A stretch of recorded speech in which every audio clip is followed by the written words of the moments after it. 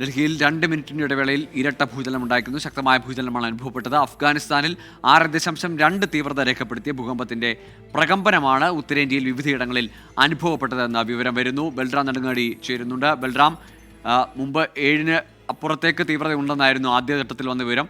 പക്ഷേ അപ്പോൾ പോലും ഈ 6.8 എന്നതും അത്ര ശക്തിയേറിയ ഒരു ഭൂചലനം തന്നെയാണ് എന്ന് മനസ്സിലാക്കേണ്ടിയിരിക്കുന്നു. എന്താണ് വിവരങ്ങൾ, പുതുതായി വരുന്ന അപ്ഡേറ്റ്സ്? ഗൂഗിൾ ഇപ്പോൾ ഏറ്റവും ഒടുവിൽ കേന്ദ്ര സർക്കാരിൽ നിന്നും ലഭിച്ച വിവരങ്ങൾ അനുസരിച്ച് 6.6 ഭൂകമ്പ മാപിനിയിൽ ഈ ഭൂകമ്പം രേഖപ്പെടുത്തിയിരിക്കുന്നത്. അഫ്ഗാനിസ്ഥാനിലെ ഹിന്ദുക്കുഷ് മേഖലയാണ് ഭൂകമ്പത്തിന്റെ പ്രഭവ കേന്ദ്രം എന്നാണ് ലഭിക്കുന്ന വിവരം. 6 രാജ്യങ്ങളിൽ വളരെ ശക്തമായി തന്നെ ഈ ഭൂകമ്പം അനുഭവപ്പെട്ടിരിക്കുന്നു. നാശനഷ്ടങ്ങളോ മറ്റോ സംബന്ധിച്ചുള്ള കണക്കുകൾ ലഭ്യമല്ല. ഡൽഹിയിൽ ഈ ഭൂകമ്പം 2 തവണയായാണ് അനുഭവപ്പെട്ടത്. 10:17 ആദ്യ ഭൂചലനം ഉണ്ടായി.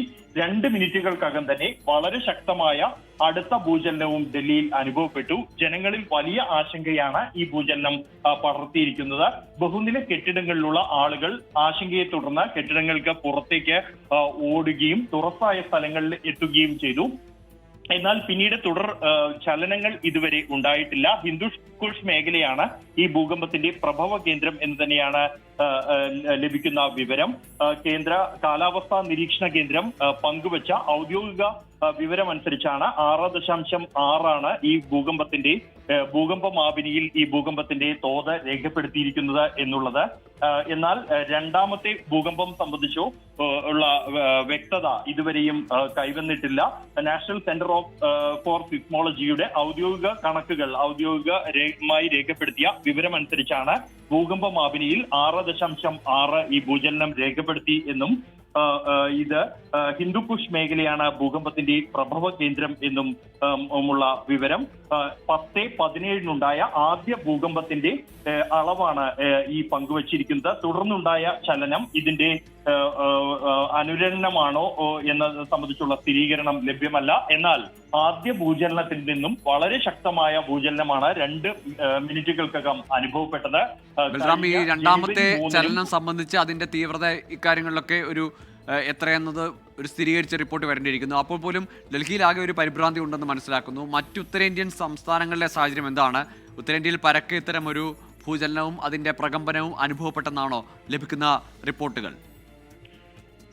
ഗോകുൽ, സാധാരണ നിലയിൽ ഈ ഭൂകമ്പം അനുഭവപ്പെടുമ്പോൾ സ്വാഭാവികമായും ഉത്തരേന്ത്യൻ മേഖലയിൽ ഉൾപ്പെടെ മൊബൈൽ ഇന്റർനെറ്റ് സേവനങ്ങളെ ഉൾപ്പെടെ അത് അല്പസമയത്തേക്ക് ബാധിക്കാറുണ്ട്.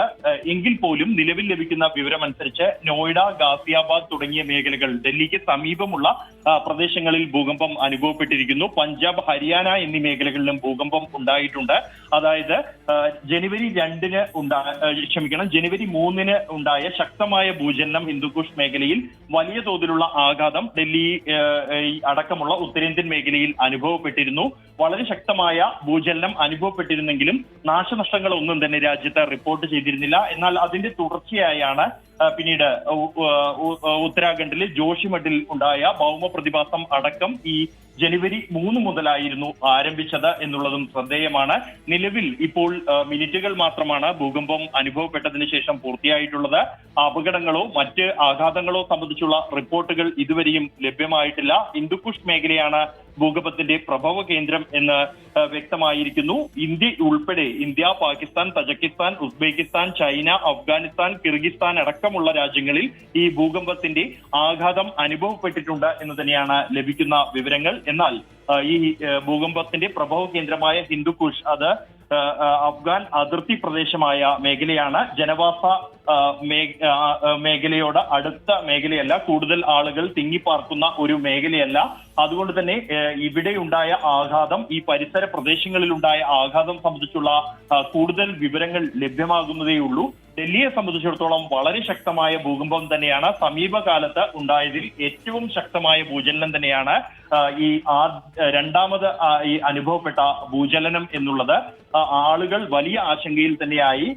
ഫ്ളാറ്റുകൾ അടക്കമുള്ള ബഹുനില കെട്ടിടങ്ങളിൽ നിന്നുള്ള ആളുകൾ തുറസായ സ്ഥലത്തേക്ക് രാത്രി ആശങ്കയോടെ ഇറങ്ങി ഓടുന്ന കാഴ്ചകളാണ് ഡൽഹിയിൽ കണ്ടത്. എന്തായാലും ആളുകൾ ഇപ്പോൾ മിനിറ്റുകൾ കാത്തുനിന്ന ശേഷം ഭൂകമ്പം പിന്നീട് തുടർചലനങ്ങളോ മറ്റോ അനുഭവപ്പെടാത്തത് കൊണ്ട് തന്നെ ആശങ്ക മാറി ആളുകൾ മടങ്ങി തുടങ്ങിയിരിക്കുന്നു.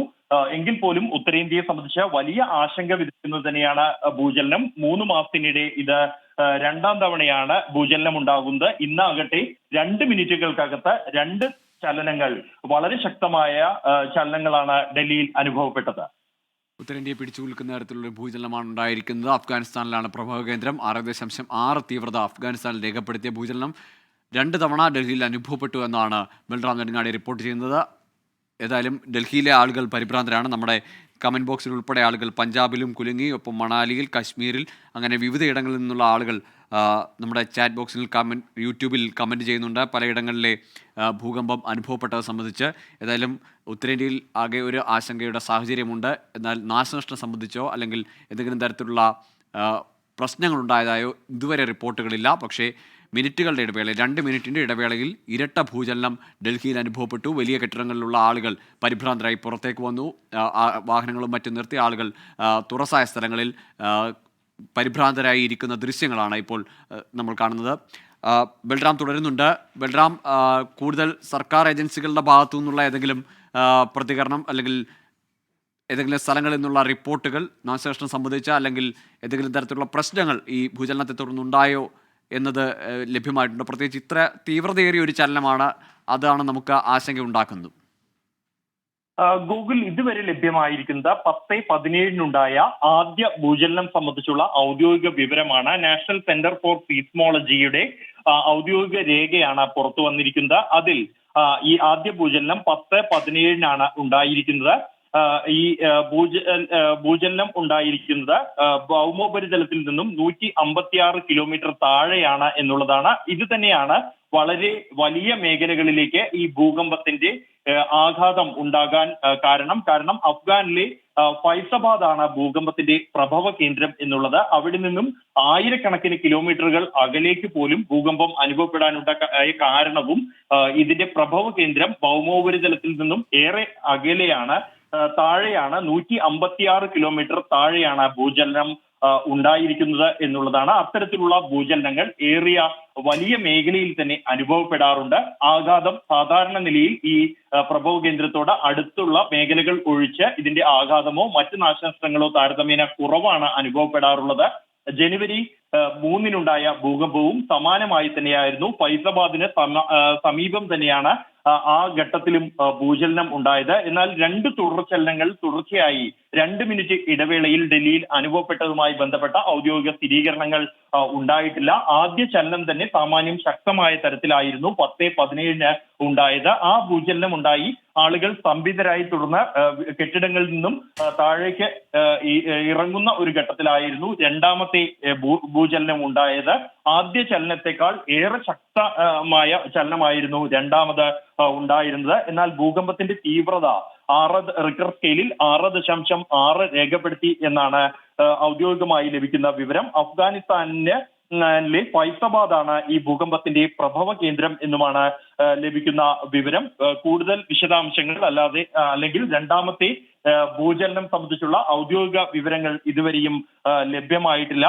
റിക്ടർ സ്കെയിലിൽ 6.6 തീവ്രത എന്നുള്ളത് ശക്തമായ ഭൂചലനത്തിന്റെ വിഭാഗത്തിൽ തന്നെ വരുന്നതാണ്. സാധാരണ നിലയിൽ 5 റിക്ടർ സ്കെയിലിൽ 5-ന് മുകളിൽ രേഖപ്പെടുത്തുന്ന ഭൂചലനങ്ങൾ ശക്തമായ ഭൂചലനത്തിന്റെ പരിധിയിൽ വരുന്നവയാണ്.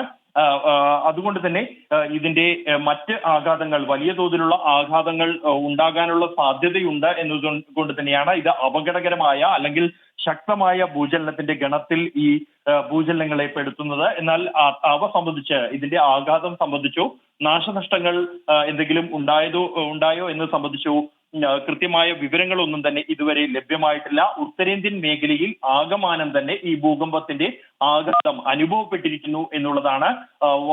ഡൽഹി അടക്കമുള്ള മറ്റ് നഗരങ്ങളിലും ആളുകൾ ആശങ്കയിൽ ആയിരിക്കുന്നു. നിമിഷങ്ങളോളം ആശങ്ക തുടരുന്ന സാഹചര്യം ഉണ്ടായിരിക്കുന്നു. ബഹുനില കെട്ടിടങ്ങളിൽ നിന്നും ആളുകൾ ഇറങ്ങി ഓടുന്ന ഒരു സാഹചര്യം ഉണ്ടായിരിക്കുന്നു.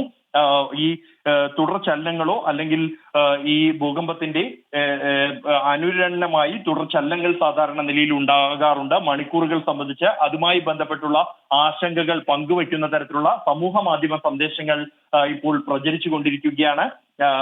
നിലവിൽ ലഭിച്ചിരിക്കുന്ന ഔദ്യോഗിക വിവരമനുസരിച്ച് റിക്ടർ സ്കെയിലിൽ 6.6 ഈ ഭൂചലനം രേഖപ്പെടുത്തിയിരിക്കുന്നത്. ശരി, ബൽറാമിലേക്ക് എത്താം.